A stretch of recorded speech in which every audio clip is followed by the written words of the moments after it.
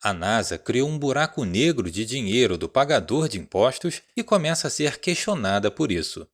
Este é o Visão Libertária, sua fonte de informações descentralizadas e distribuídas. O programa Artemis é a mais recente empreitada da NASA para levar humanos novamente à Lua desde a década de 1970, com o planejamento para que o primeiro pouso lunar aconteça em 2025. Mas no dia 1º de março, o inspetor-geral e auditor da NASA, Paul Martin, prestou depoimento em uma audiência do Comitê de Ciência, Espaço e Tecnologia da Câmara dos Representantes dos Estados Unidos, declarando que o programa Artemis custará muito mais do que o projetado originalmente, o que ele classificou como um custo insustentável imposto aos cofres públicos. Martin estimou que o programa Artemis consumirá 53 bilhões de dólares entre 2021 e 2025. Além disso, cada lançamento custará 4 bilhões de dólares, onde o conjunto todo do Space Launch System e da cápsula Orion será completamente descartado. Esse valor é o de aproximadamente 10 aviões Airbus A380-800,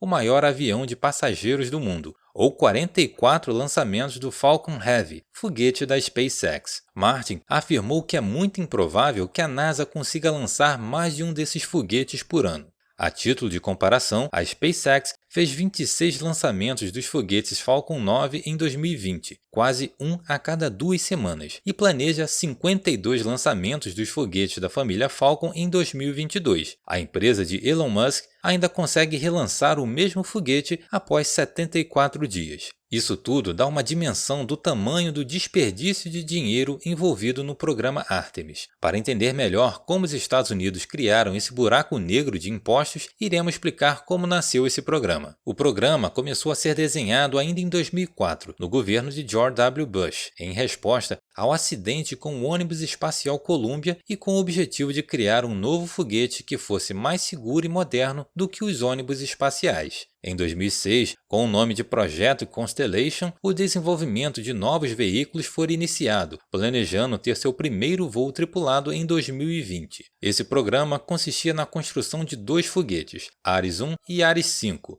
do orbitador lunar Orion e do módulo lunar Altair.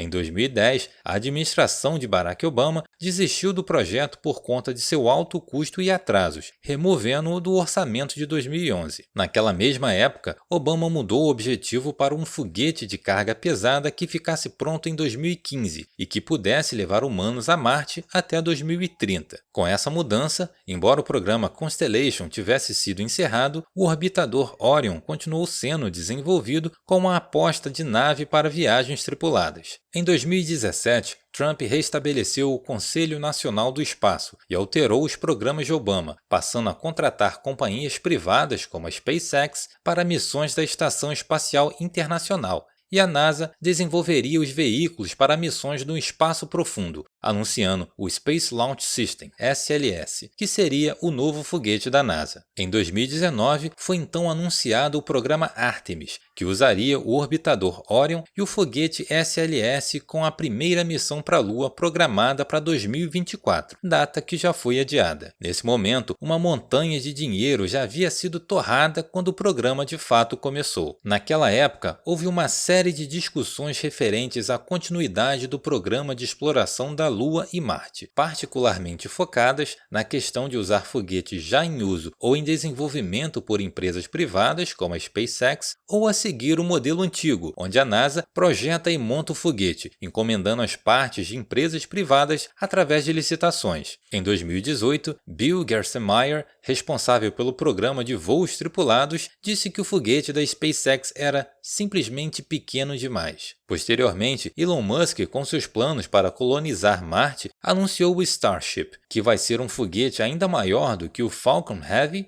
e tão grande quanto o SLS proposto, tendo inclusive tentado fechar acordo com a NASA para utilizarem este novo foguete. Naquele momento, a NASA havia gastado vários bilhões de dólares no projeto Orion e reestruturava o projeto Ares para se tornar o SLS. Além disso, a SpaceX batia de frente com o modelo tradicional adotado pela NASA e por agências espaciais de vários países, assim como o lobby envolvido nessa área que não segue a lógica de mercado. Tradicionalmente, Hoje, ao iniciar um programa, os engenheiros da NASA começam a projetar os veículos e, com um esboço já feito, inicia-se a etapa de licitações e politicagens. De um lado, há as empresas do setor, que em grande parte agem como a brasileira Odebrecht e vivem de licitações, e do outro, há os políticos, senadores que tentam traçar acordos para criar empregos em seus estados, modificando as licitações e favorecendo empresas com fábricas nos estados que representam. Essas empresas que estão envolvidas no programa Artemis incluem a Lockheed Martin, que há muitas décadas é somente fornecedora de equipamento militar e espacial para governos, como os aviões C-130 Hércules,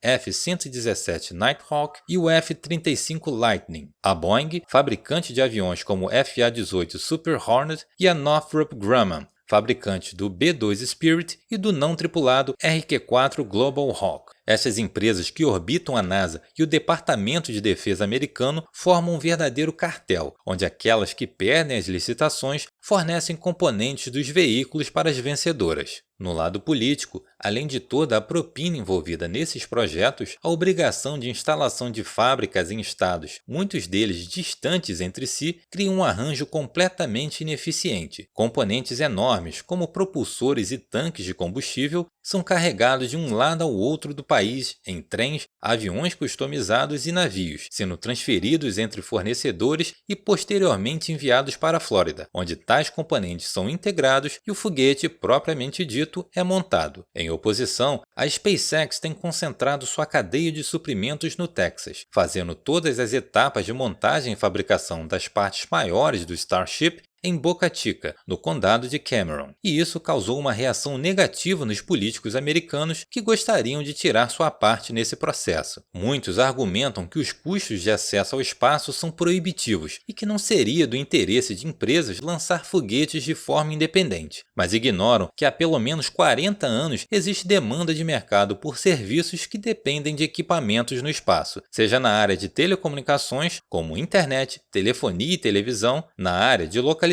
e mapeamento, como GPS, e na área de previsão do tempo e desastres climáticos. Entretanto, embora governos tenham injetado quantias astronômicas de dinheiro em programas espaciais, os custos de lançamento permaneciam sempre proibitivos, enquanto o serviço de lançamentos era operado por empresas estatais, coisa que tem mudado na última década, quando os custos de lançamento caíram muito com os foguetes reutilizáveis projetados por empresas privadas. Antes, não havia como comparar os resultados de um programa espacial, mas atualmente é possível mensurar o tamanho da ineficiência estatal nesse setor. Leis que impediam a livre iniciativa nos Estados Unidos e que atualmente continuam valendo em quase todo o mundo, inclusive aqui no Brasil, atrasaram a possível entrada de empresas privadas no mercado aeroespacial, que hoje escancaram que a NASA, assim como qualquer outro monopólio estatal, é um buraco negro de impostos com um serviço medíocre e caro. Obrigado por sua audiência. Esse artigo foi sugerido por Pirata da Baixada,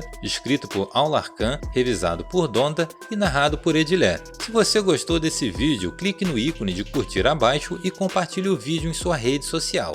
Se você deseja ser notificado de outros vídeos, se inscreva e depois clique no ícone da campainha. Até a próxima!